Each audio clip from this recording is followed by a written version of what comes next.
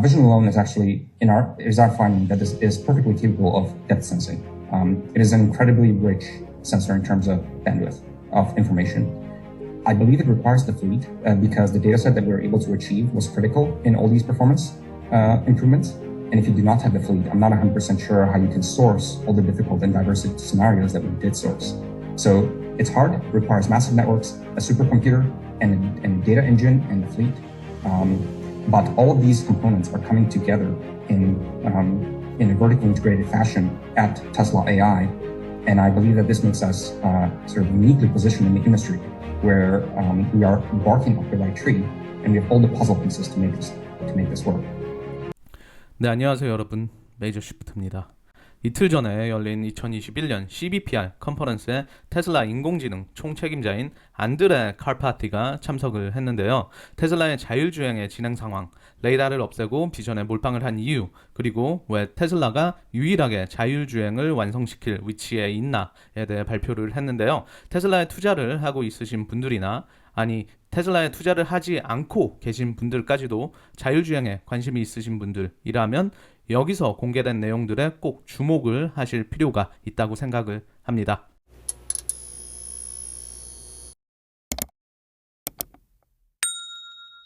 Unfortunately, we're kind of like in a bad shape when it comes to transportation in society. And basically the issue is that we have these metallic objects traveling incredibly quickly and with very high kinetic energy. And we are putting meat in the control loop into the system. And so this is quite undesirable. And really fundamentally what it comes down to is people are not very good at driving. They get into a lot of trouble and accidents. They don't want to drive. And also, in terms of economics, we are involving people in transportation. And of course, we'd like to automate transportation and really reap the benefits of that automation in society. So we all, I think, are on the same page that it should be possible to replace the meat computer with a silicon computer and get a lot of benefits out of it in terms of safety and convenience and economics. So in particular, silicon computers have significantly low latencies. They have 360-degree situational awareness. They are fully attentive and never check their Instagram and alleviate all of the issues that I presented. 자, 안드레는 사람 머리를 고기 컴퓨터 그리고 컴퓨터 칩을 실리콘 컴퓨터라고 비유를 하는데요. 전 이 자동차를 치명적인 살상 무기라고 생각을 합니다. 전 세계적으로 매일 하루엔 약 3,700명의 사람이 차 사고로 인해 사망을 하고 있습니다. 1년으로 따지면 매년 약 135만 명이 넘는 사람들이 자동차에 의해 죽어 나가고 있는 거죠. 이 교통사고 사망 원인의 90%는 운전자의 잘못으로 일어나는 것이라 합니다. 그러니 자율주행은 꼭 이루어져야 할 기술이며 데이터가 밑받침이 되게 되면 규제나 대중들의 시선은 순식간에 바뀌게 될 것입니다. And so I think this is not super shocking and a lot of people have been kind of really looking forward to this kind of a feature. This is a frame from iRobot and here Will Smith is about to drive a car manually and this other person here is shocked that this is going to happen. This is ridiculous. Like why would you actually have a human driving cars? And so I think this is not very far from truth and this movie is taking place in 2035. So I think by then, I actually think this is a pretty prescient prediction. So what I think is kind of unique about Tesla and in our approach to autonomy is that we take a very incremental approach towards this problem. So in particular, we already have customers with the Autopilot package and we have millions of cars. And so here we have we have the FSD beta product and it's in the hands of about 2,000 customers. But what we're showing here on the instrument cluster is we're showing all of our predictions. So you're seeing some road edges, some lines, some objects, and the car, of course, is navigating around autonomously here in San Francisco environment.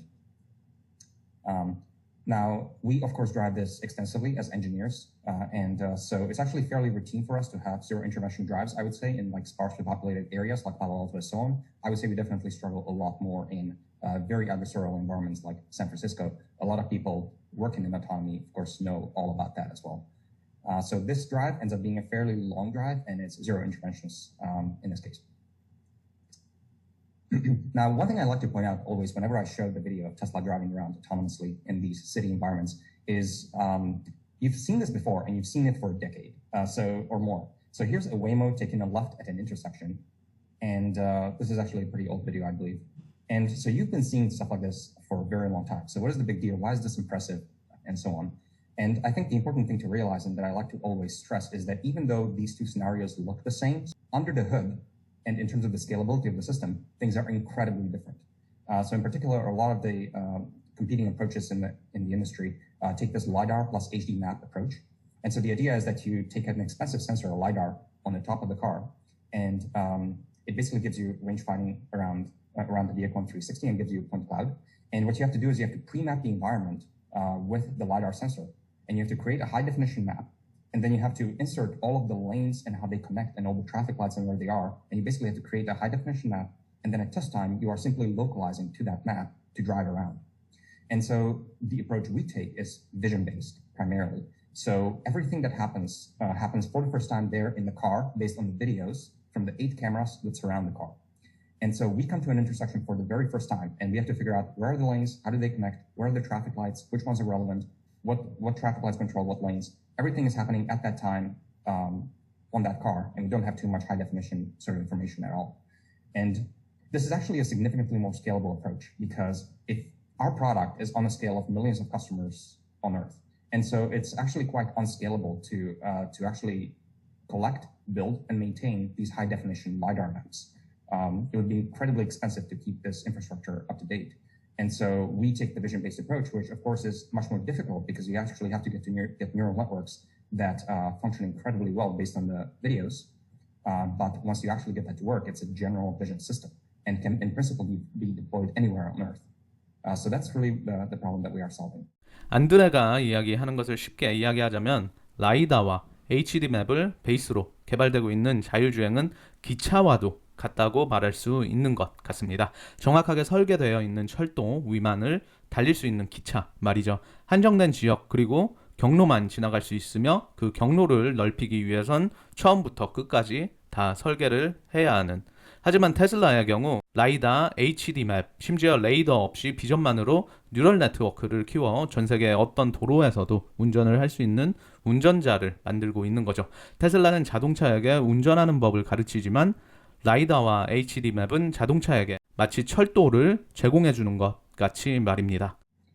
Now, in terms of the cartoon diagram of a typical sensing suite of an autonomous vehicle, these are kind of like the typical sensors you would see. And as I mentioned, we do not use high definition maps and we do not use LiDAR. We only use video cameras. And in fact, the vision system that we have been building over the last few years has been getting so incredibly good that it's kind of leaving a lot of the other sensors in the dust. And so actually, the cameras are doing most of the heavy lifting in terms of the perception that you've seen in the car. And actually, it's gotten to the point that we are able to start removing some of the other sensors because they are just becoming these crutches that you start to not really need at all. So actually, 3 weeks ago, we started to ship cars that have no radar at all. So we deleted the radar, and we are driving on vision alone in these cars. And the reason we are doing this, I think, is well expressed by Elon in his tweet.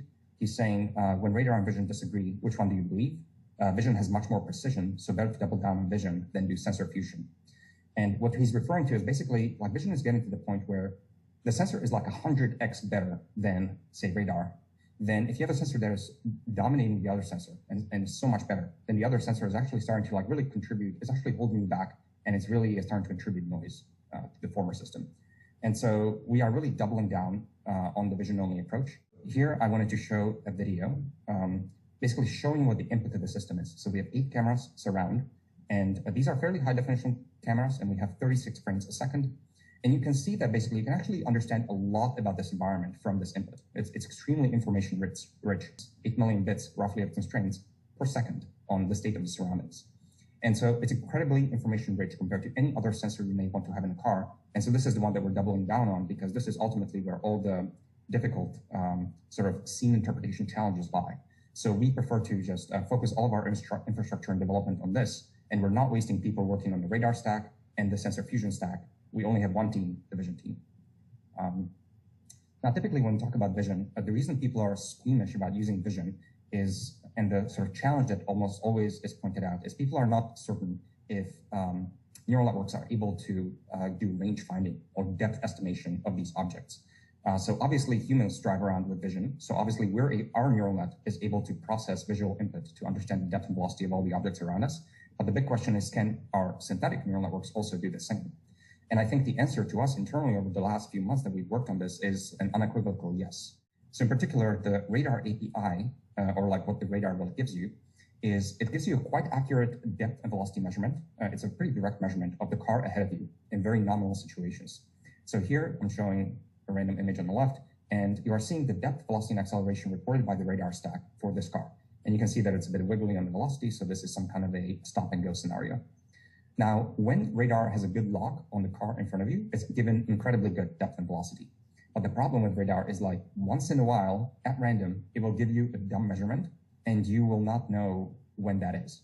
And so it's incredibly hard to fuse with vision in our experience. So it might suddenly see a spurious stationary object because of a manhole or because of a bridge, or crossing objects are not very well tracked, or oncoming objects are not very well tracked. And it ends up contributing noise. I'll go into more detail in a bit. But for our purposes, what we want to do right now is we want to match the quality of these predictions using vision alone. So the question is, how can you get a neural net to predict depth, velocity, acceleration directly and do it with a very high fidelity, matching that of radar? So the approach we're going to take, of course, is we're going to treat this as a supervised learning problem, and we need a massive data set of depth, velocity, acceleration on a lot of cars, and we're going to train a large enough neural network and do a very good job at that. That's the standard vanilla approach, and that actually works really well if you do it properly. So here's what it took. So the first component that you need is an incredibly good data set. So when I talk about a good data set, I believe it has to have three properties that are critical. It has to be large in millions of examples. It needs to be clean. So in this case, we have to have a very clean source of depth, velocity, and acceleration for all these cars. And it must be diverse. So we're not just talking about a single, driving clip of going forward on a highway. We really have to get into the edge cases and mine all the difficult scenarios. And when you have a large, clean, diverse data set, and you train a large enough neural network on it, what I've seen in practice is, in the words of Ilya Sutskever, success is guaranteed. So first of all, how are we going to achieve this data set? So of course, we need to collect training data. The typical approach might be to use humans to annotate cars around us in 3 dimensions. What we found actually works really well is an auto-labeling approach. So it's not pure humans, just like annotating cars. It's an offline tracker, as we call it, and it's an auto-labeling process for collecting data at the scale that is necessary. So we need, again, millions of hard examples. So this is where the scale comes from, is that it's not labeled purely by humans, although humans are involved, it's labeled automatically. So here's an example of some automatic labels we were able to derive for cars on the highway. And the way you do this is, because you are offline and you are trying to just annotate a clip, you have a large number of benefits that you don't typically have if you're at test time under strict latency requirements in the car. So you can take your time to fully figure out exactly all the objects and where they are. You can use neural networks that are extremely heavy. They are not deployable for various reasons. You can use benefit of hindsight because you know the future, not just the past.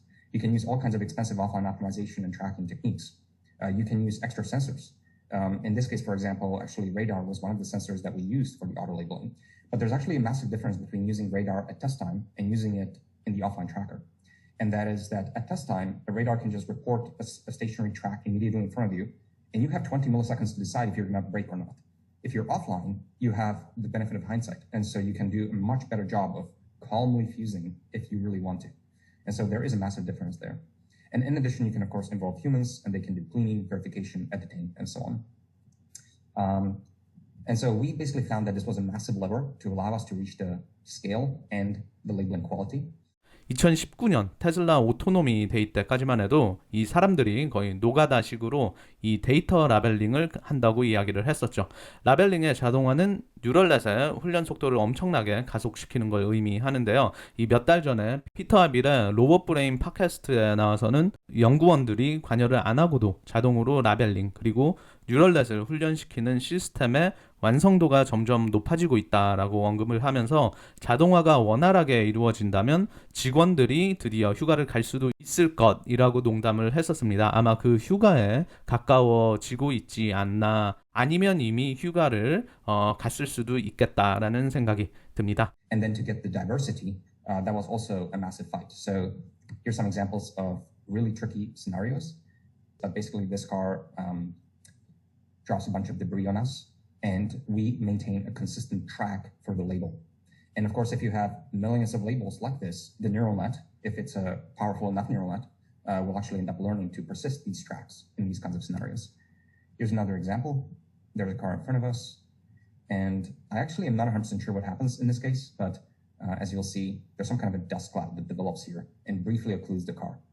But in the auto-labeling tool, we are able to persist this track because we saw it before and we saw it after, so we can actually stitch it up and use it as a training set for the neural net. Here's one more example of an adversarial scenario from heavy snow. Again, we can auto-label this fine and create a large collection of examples. Now, as we were working on this over a duration of, I want to say, of roughly 4 months of really just focusing a lot of the team on this problem of achieving really good depth, velocity, and acceleration, we've ended up developing 221 triggers manually that we were using to source data from our customer fleet. And this is just an example, some examples of the 221 triggers that were used to collect all of these diverse scenarios. So for example, we have shadow mode, where we deploy a neural network that is pretty good at predicting depth and velocity. And what we do is we run it silently in the cars of our customers, but it's not actually connected to control. What's driving is the legacy stack. But we're basically running the new measurements of depth and velocity, and we're, for example, looking at whether or not they agree or disagree with the legacy stack or with the radar. We're looking for other sources of jank, like, for example, if there's bounding box jitter, detection jitter, the main and the narrow camera disagree. We predict that there's a harshly decelerating object, but the person seems to not mind. All kinds of disagreements between different neural network signals. And there's a long list here. It took us a while to actually perfect these triggers, and all of them are iteration. And you're looking at what's coming back, you're tuning your trigger, and you're sourcing data from all these scenarios. So basically, over the last 4 months, we've done quite extensive data engine. And we've ended up doing 7 shadow modes and 7 loops around this data engine here, where on the top right is where you begin. You have some seed data set. You train your neural network on your data set, and you deploy the neural network in the customer cars in shadow mode. And the network is silently making predictions. And then you have to have some mechanisms for sourcing inaccuracies of the neural net. So you're just looking at its predictions. And then you're using one of these triggers, like I described. You're getting these scenarios where the network is probably misbehaving. And in addition, those examples are being auto-labeled and incorporated into a training set. And then as a asynchronous process, we're also always data cleaning the current training set. And so we spin this loop over and over again until the network basically becomes incredibly good. So in total, we've done 7 rounds of shadow mode for this release. We've accumulated 1 million extremely hard, diverse clips. And these are videos. So these are, you should roughly think about, say, 10-second clips, 36 FPS, something like that. In total, we have about 6 billion objects labeled cleanly for depth and velocity. And this takes up roughly 1.5 petabytes of storage. So that gives us a really good data set. Now, training these neural networks, like I mentioned, this is a 1.5 petabyte data set, requires a huge amount of compute. So I wanted to briefly give a plug to this insane supercomputer that we are building and using now. For us, computer vision is the bread and butter of what we do and what enables the autopilot. And for that to work really well, you need a massive data set. We get that from the fleet, but you also need to train massive neural nets and experiment a lot. So we've invested a lot into the compute. In this case, we have here a data set. We have a cluster that we're just building that is 720 nodes of 8x A100s of the 80 gigabyte version. So this is a massive supercomputer.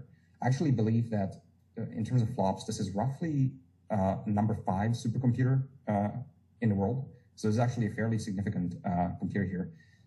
We have 10 petabytes of hot tier NVMe storage, and it's also an incredibly fast storage. So I believe 1.6 terabytes per second. This is one of the world's fastest file systems. We have also a very efficient fabric that connects all of this. Because of course, if you're doing distributed training across your nodes, you need your gradients to be synchronized very efficiently. And of course, we are reading all of these videos from the file system, and that requires a really fat pipe as well. So this is a pretty incredible supercomputer. We're currently working on Project Dojo, which will take this to next level, but I'm not ready to sort of reveal any more details about that at this point.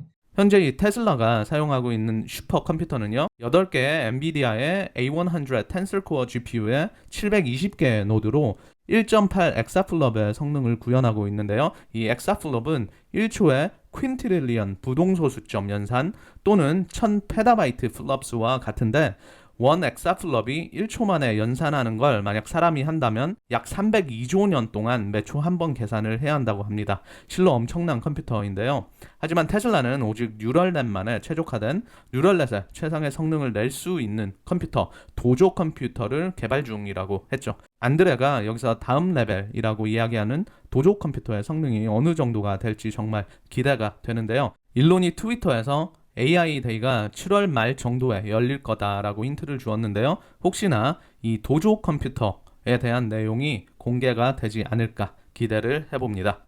I wanted to also mention briefly that this effort basically is incredibly vertically integrated in the AI team. So as I showed you, we own the vehicle and the sensing, and we source our own data, and we annotate our own data, and we train our on-prem cluster.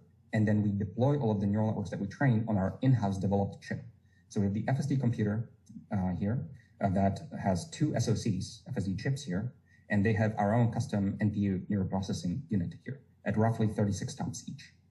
And so these chips are specifically designed for the neural networks that we want to run for FSD applications. And so everything is very vertically integrated in a team. And I think that's pretty incredible because you get to really co-design and engineer at all the layers of that stack. And there's no third party that is holding you back. You're fully in charge of your own destiny, which I think is incredibly unique and very exciting. And then we have a deployment pipeline here where we take these neural networks and we do a lot of typical graph optimization, fusion, quantization, threshold calibration, and so on, and deploy it on our chip. And and this is in the customer's cars, and these neural networks run there. So now what I'd like to show is, I first would like to show some qualitative examples of some of our results in terms of the depth and velocity predictions that we were able to achieve by putting all of these pieces together and training these networks at scale. So the first example here, I have a video where this is on track testing. So this is an engineering car, and we asked it to slam on the brakes as hard as it possibly can. So this is a very harsh braking here in front of us. Even though it doesn't look like that in the video, this is very harsh braking. So what you can see on the right here is you can see the outputs from the legacy stack, which had radar vision fusion, and from the new stack, which is vision alone in blue. So in the orange legacy stack, you can actually see these track drops here when the car was braking really harshly. And basically the issue is that the braking was so harsh that the radar stack that we have actually ended up not associating the car and dropping the track and then reinitializing it all the time. And so it's as if the vehicle disappeared and reappeared like 6 times during the period of this braking. And so this created a bunch of artifacts here, but we see that the new stack in blue is actually not subject to this behavior at all. It just gives a clean signal. In fact, here, there's no smoothing, I believe, on the blue signal here. This is the raw depth and velocity that comes out from the neural net, the final neural net that we released with about 3 weeks ago. And of course, you could go into the radar stack and you could adjust the hyperparameters of the tracker, like why is it dropping tracks and so on. But then you are spending engineering efforts and focus on a stack that is like not really barking up the right tree. And so it's better to, again, just focus on the vision and make it work really well. And we see that it is much more robust when you train it at scale than something like this. Here's another example, fairly infamous example of slowdowns when there are cars going below a bridge. The issue here, again, is that the radar does not have too much vertical resolution. So radar reports a stationary object in front of you. It's as if like the radar doesn't know that there's like a stationary car in front of you or if it's the bridge above. It cannot differentiate those two. So radar thinks that there might be something stationary in front. And so in this case, in the legacy vision predictions, which were already producing depth and velocity, but because we were using radar, the vision inaccuracies were being masked because your bar is only at radar association. And so basically what happens is vision reports for a few frames, reports a slightly too negative velocity for the car. And then it associates to the stationary object. And the stack is like, oh, that must be the stationary thing. And then we brake. And so this, of course, is much cleaner. And you see that the new stack does not see this at all. And there's no slowdowns in this case. Because we just get the correct depth and velocity, and vision obviously has the vertical resolution to differentiate a bridge from a car and whether or not the car is slowing or not. So again, you could go into the vision the radar stack or the sensor fusion stack, and if you have an improved depth and velocity, you could change the fusion strategy. But again, you're just kind of like doing dead work. Like this signal is so good by itself. Why would you do that? So in this setting now, we've improved the situation quite a lot. Here's another last example. We have a stationary approach. Again, this is in track testing environment. This is an example of a test that we would run. And we are just approaching this vehicle and hoping to stop. What you see in orange in the legacy stack is that it actually takes us quite a bit of time for us to start slowing. And basically what's happening here is that the radar is very trigger happy and it sees all these false stationary objects everywhere. Like everything that like sticks out is a stationary target. And radar by itself doesn't know what actually is a stationary car and what isn't. So it's waiting for vision to associate with it. And vision, if it's not held up to a high enough bar, is noisy and contributes sort of error. And the sensor fusion stack just kind of like picks it up too late. And so again, you could fix all that, even though it's a very gross system with a lot of if statements and so on, because the sensor fusion is complicated because the error modes for vision and radar are quite different. But here, when we just work with vision alone and we take out the radar, vision recognizes this object very early, gives the correct depth and velocity, and there's no issues. So we actually get an initial slowdown much earlier. And so having seen all this, we've actually released this. We've accumulated about 15 million miles so far. And 1.7 million of those have been on autopilot. And so far, there have been no crashes. So I think we're very confident that we're barking up the right tree here and that we can actually get this to work really incredibly well. 자, 레이더와 혼합된 스택에서는 500만 마일당 한 번의 사고가 났었는데요. 이 레이더를 없앤 이후로는 1500만 마일이 지났는데도 단 한 번의 사고가 발생하지 않았습니다. 물론 아직은 이 데이터가 그렇게 많이 쌓이지는 않았지만 이 비전 온리 시스템으로 인해 자율주행의 완성에 굉장히 근접해 가고 있지 않나 생각이 듭니다. What I try to argue and give you a sense of is vision alone is actually is our finding that this is perfectly capable of depth sensing. It is an incredibly rich sensor in terms of bandwidth of information. I believe it requires the fleet because the data set that we were able to achieve was critical in all these performance improvements. And if you do not have the fleet, I'm not 100% sure how you can source all the difficult and diverse scenarios that we did source. So it's hard, it requires massive networks, a supercomputer, and a data engine, and the fleet. But all of these components are coming together in a vertically integrated fashion at Tesla AI. And I believe that this makes us sort of uniquely positioned in the industry where we are barking up the right tree and we have all the puzzle pieces to make this work. 자, 긴 영상 보시느라 수고 많으셨고요. 이 영상에 대한 제 한 줄 감상평은요. 테슬라만이 유일하게 자율주행이라는 숙제를 풀 수 있는 올바른 길을 걷고 있다 입니다.